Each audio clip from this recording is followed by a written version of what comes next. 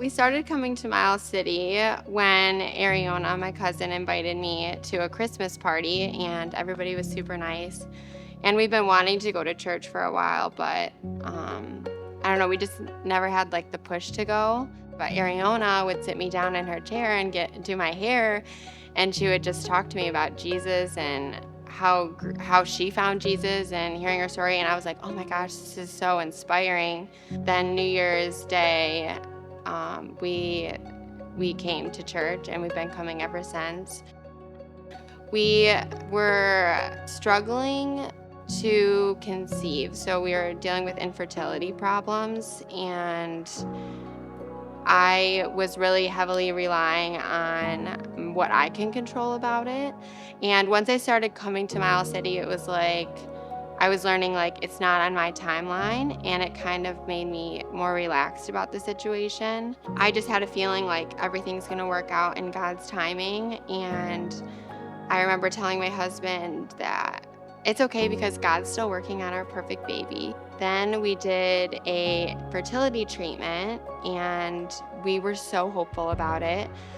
I remember after the fertility treatment, I feel like God was speaking to me at the time. I feel like I had such an overwhelming emotion that God was telling me like you are capable of getting pregnant and you will be a mom. And I've never felt anything like that, and I was so emotional about it. Well, then we found out that fertility treatment didn't work out. And I was still believing that God has a plan, but I was devastated. And next month, we actually got pregnant without a fertility treatment. And I really do feel like God was speaking to me. I never really understood what it meant to have a relationship with God. And then everything kind of teaches you how to do that. So I feel like we are learning how to have a relationship with God, and we are making it our mission to make sure that Hayden goes to this church and knows Jesus, and we want her surrounded by other Christians. And I think that's really important. Me truly believing that like God has a plan for me, it's made me kind of just lean into that more.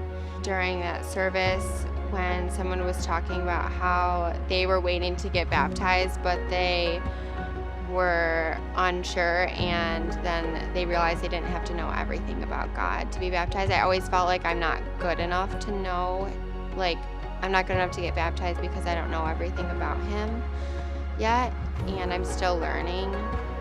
And I feel like when I watched Travis's service of like what is a baptism, why should you get baptized, and why wait, and that just like reassured me even more, because I was like, I want to proclaim this to everyone. I want my family to come and see me baptized. I'm so excited about that.